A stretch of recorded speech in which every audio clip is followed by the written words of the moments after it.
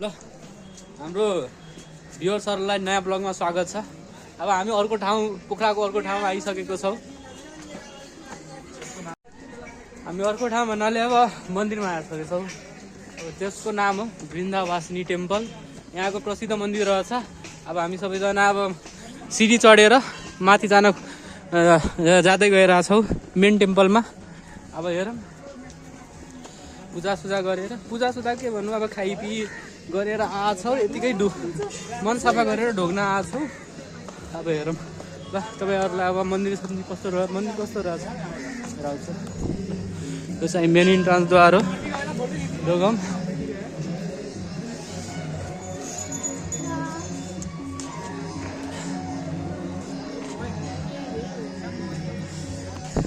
यस्तो रहेछ है वृन्दावासिनी टेम्पल।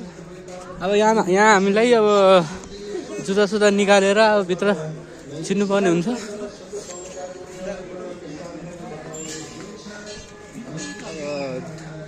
भर्खरै हामी चाहिँ दुईटा गुफा है, महेन्द्र गुफा र मेरो गुफा दुईटाबाट फर्केर आछौँ। अलि थकाइ नि लागिरहेछ, तर पनि अब हामीले यो एक दिन मात्र टाइम भएर हामी एक दिनमै सबै सकाउ भन्ने उद्देश्यले हामी अब चाटो भनौँ न चारैतिर घुम्न प्रयास गरिरहेछ। हेरौँ अब कतिको यहाँबाट नि अब अन्त्यमा जान सोध्छ। अब हेरौँ जान सकिन्छ कि सक्दैन।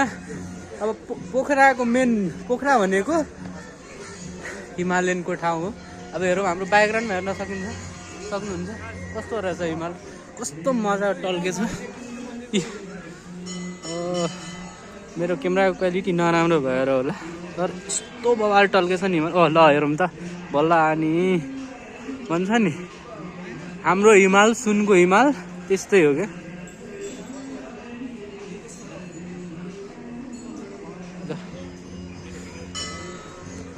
अब हामीलाई मन्दिरको दृश्य इन्जोय गर्नुपर्छ। ल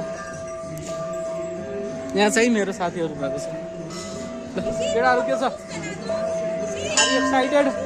भेरी एक्साइटेड। ल कस्तो अब पूजा गर्नुपर्छ है, तर के गरौँ यार, खाना खाइरहेको छु।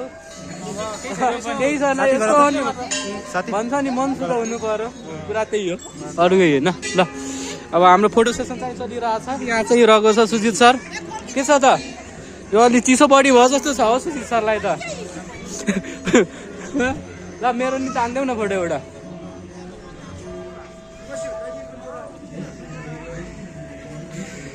हामी त पुरै सरप्राइज भयो। हाम्रो कलेजकै अर्को ग्रुप चाहिँ हाम्रो भेट भएको छ। ल हेरौँ हाम्रो ग्रुपहरूलाई। यहाँ अर्को ग्रुप यहाँ चाहिँ हाम्रो कस्तो छ ब्लगमा हाई भन्नु ल।